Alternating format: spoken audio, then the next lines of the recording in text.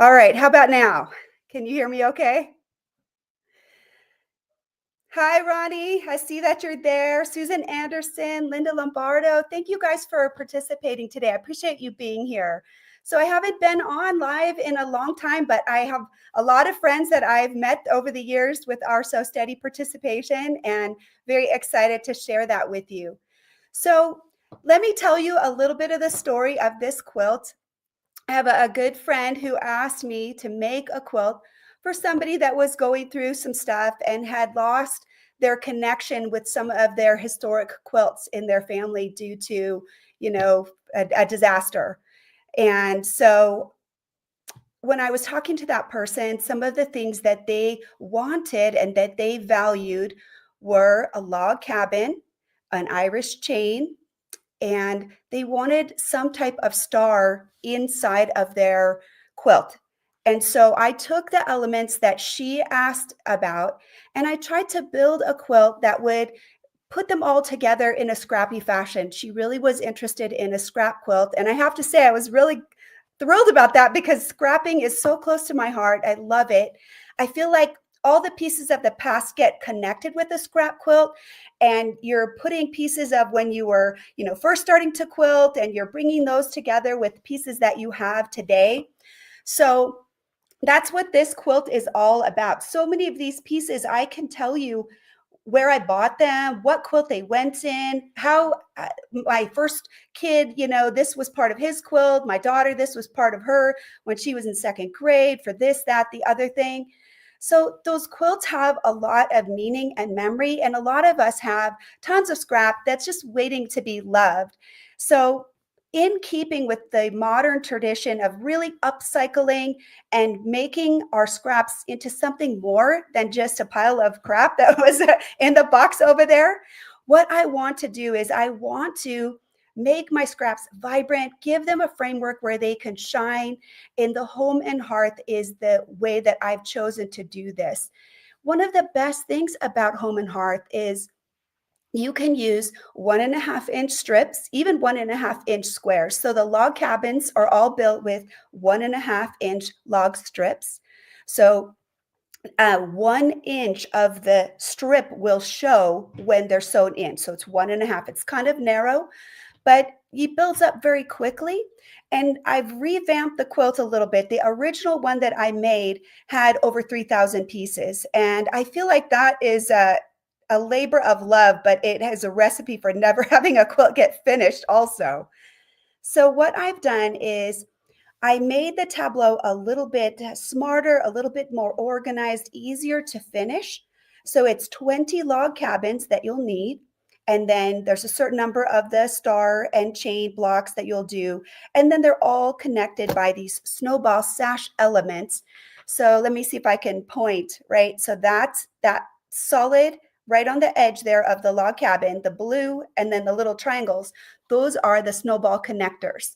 And then the sash and chain is a 9 patch block, and it's going to have the 4 patch corners. Let me see if I can point really good. So like right there, that's the star. You'll have a center solid square, and you'll have a quarter square with the background colors with a little piece of scrap. And then the 4 patches are the corners that go on point, and those what make the sashing run the length. And that's what gives you your Irish chain. So we tried to integrate those and create some framework that you could build your scrap quilt. And it uses so many different sizes. You can use 2.5 inch strips, 2 inch strips, 1.5 inch strips. You can use up to about 4.5. So many of the pieces that we have for the quarter square, you can get different cuts. If you cut them in a square, you'll get 4 units. So that makes it a little bit faster for you to be able to cut the pieces that you need. So I'm going to show you kind of what I've got laid out on my cutting board, and we're just going to talk about what does it mean to make a scrap quilt, and how do you plan for it, and how do you prepare so it's not as overwhelming as it could be, because believe me, I have learned that. So let me show you a few things. I'm going to switch my camera. Give me just 1 second. Let's see. I'm going to put this one up, and we'll make this one be quiet.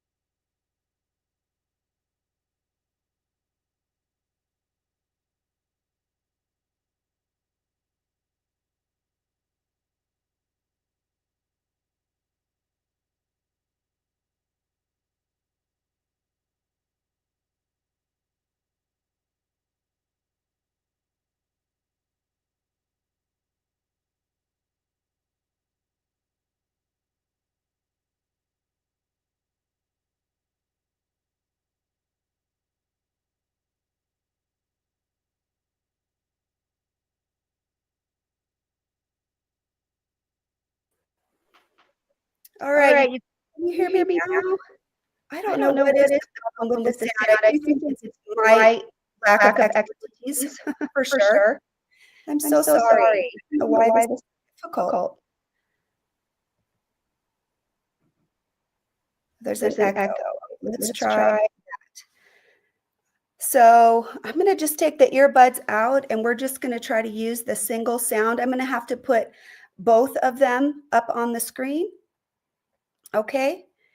Um, I did turn my earbuds off, so hopefully there's no echo now. Okay, thank you, thank you. I appreciate you guys so much.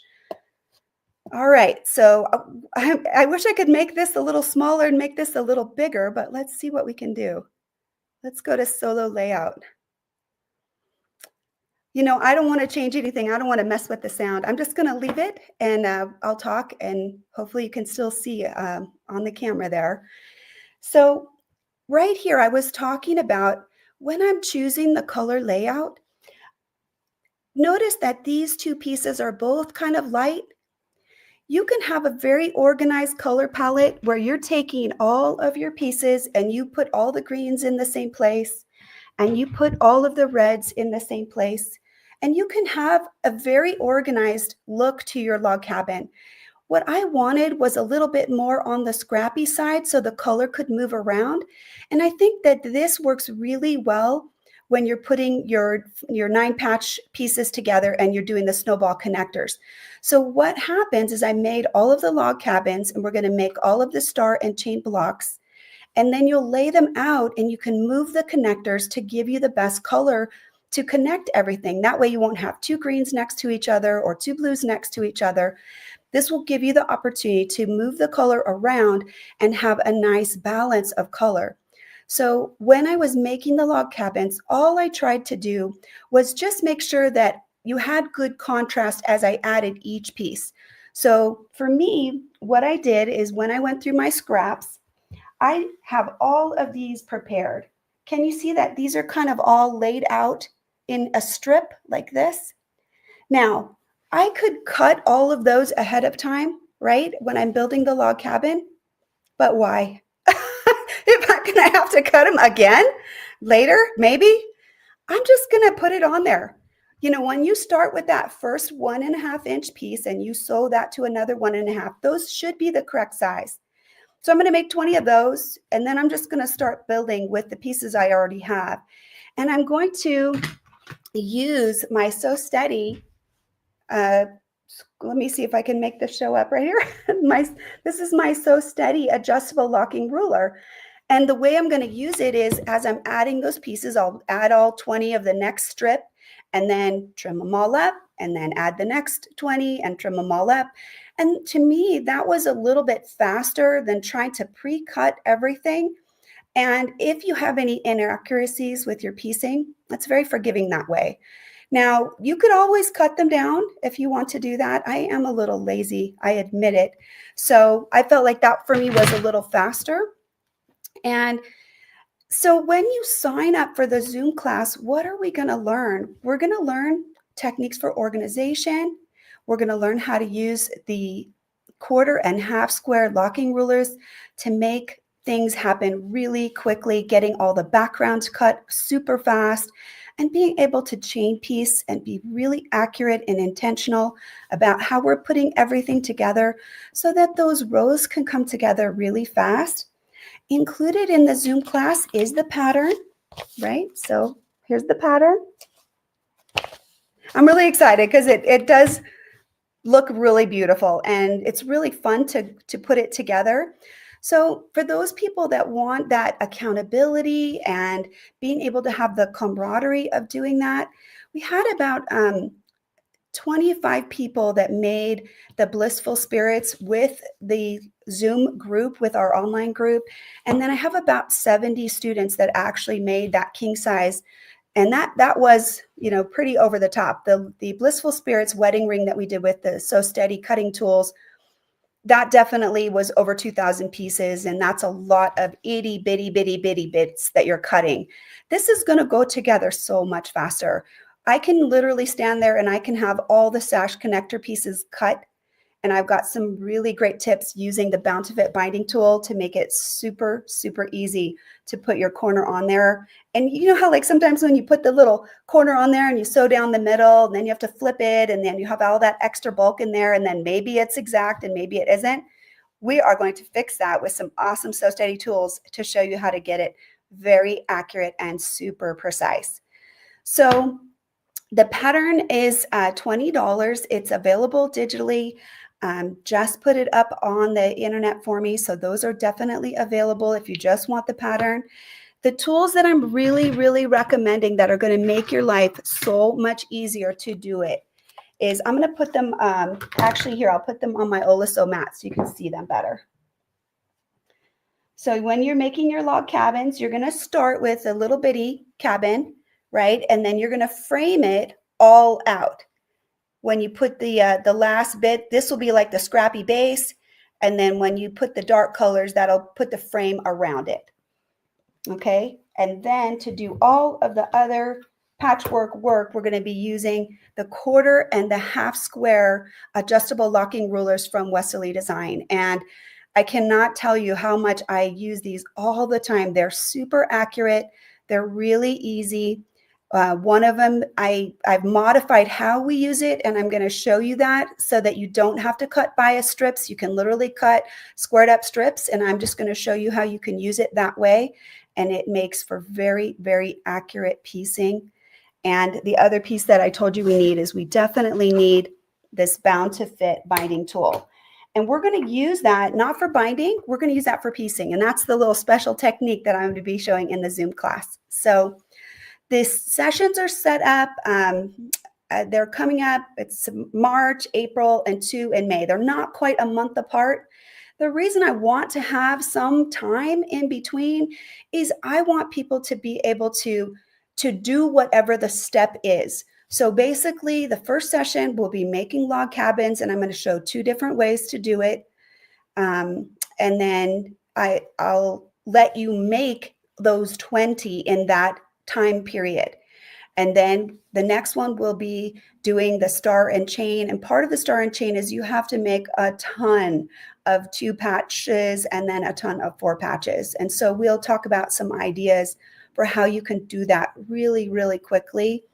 And there's some information in the pattern to help give you the level of variety, right? You don't want to just take your 40-inch, 2.5-inch strip and make a ton of those. You want to have a lot of different colors and a lot of different pieces. So the pattern is geared towards that to give you that information so you can have a really good variety of colors in those 2 patch elements. And then we make the connectors, and then we are going to put the quilt together. So I'll also come up with some ideas for quilting it. It has very discrete blocks and then the sashing element. So really it's only 3 different quilting patterns that we have to come up with in order to be able to quilt it. If you're interested in different sizes, one thing about the quilt is that it's available in both king and queen. And you can always make it smaller. You can have to do the math yourself, and it does change the yardage. But the yardage is already in there for the king and the queen. So the center portion of the quilt will be the same whether it's king or queen. Here, in fact, I'll show you this picture right here. So let's just come in a little closer on this one, right? So that's the pattern. And then what will happen is you'll use the borders to make the quilt the different size. You can make it bigger or smaller. So for example, if you just wanted to do that in a twin size, then just take off some of the elements on the side and just change the borders, and then you'll still be able to make it different sizes. But the information in the pattern includes sizes for both.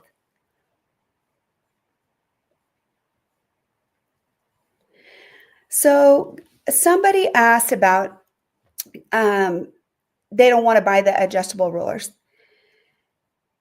Yes, the pattern does have pretty closely accurate measurements that you can use a regular ruler to do it, but it is so much easier. So if you do participate in the Zoom class, I will review both of those, but it may not be in the pattern, right? You're still going to have to make some adjustments to the cut. So if you need that information, you can email me and then I can send you something from EQ8. If you show me that you bought the pattern, then I'll send you that information. Okay. So Kathy, thank you. You know, people great tools make great quilts, I have to say. And I remember when I first got those, you know, I got those patchwork tools probably 7 years ago, 8 years ago. And I use them all the time, all the time. And I was an AccuQuilt girl. I mean, I won't lie to you. I still am an AccuQuilt girl. I have all those tools and I definitely use those. And, you know, they have the concept of the 6-inch block, the 8-inch block, the 10 and the 12. Well, with these tools, I get every size. I can have a 2, a 2.5, a 2 3/4. In the smaller ones, it goes up by 1/4-inch increments. And then in the bigger ones, it goes up by half. So, you know, I can make various sizes with those tools and have them be extremely accurate. And I don't have to really do any work to get that.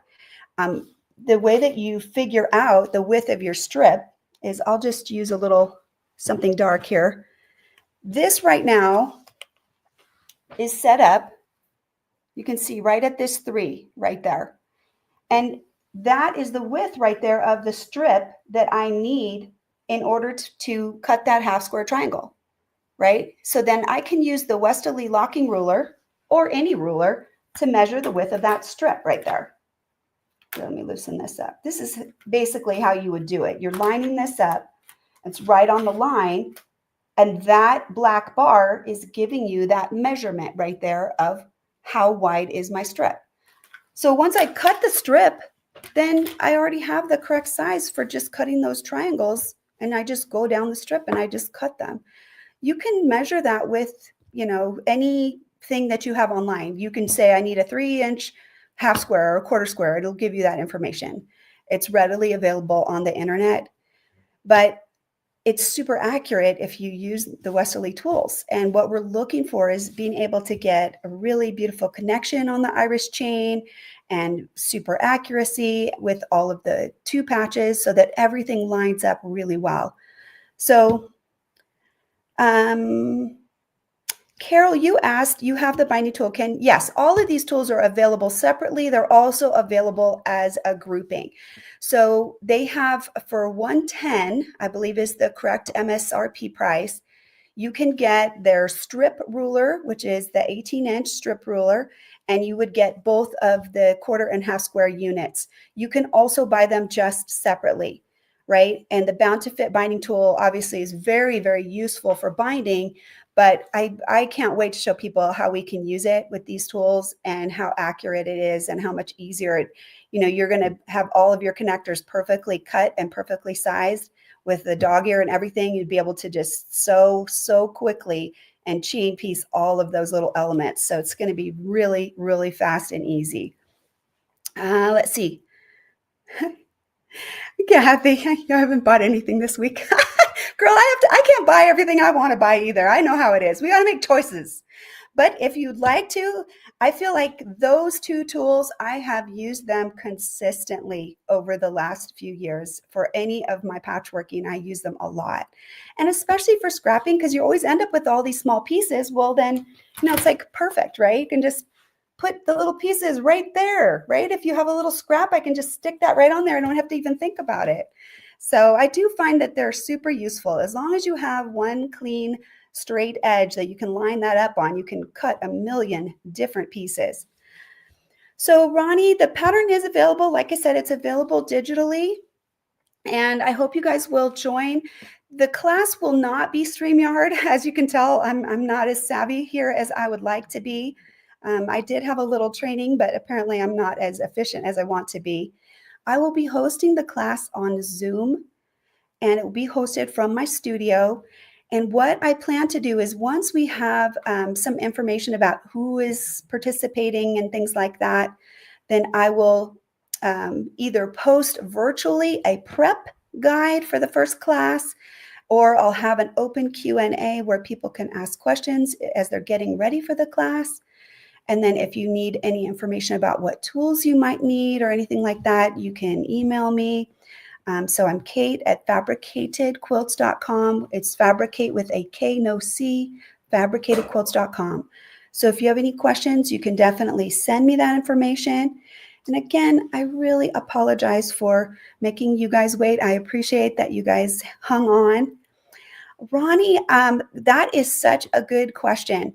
For the pattern, that is my sole income. I mean, that's not the only income I have, but that is how I'm making money with this project. So right now, as a new release, it does not have a discount.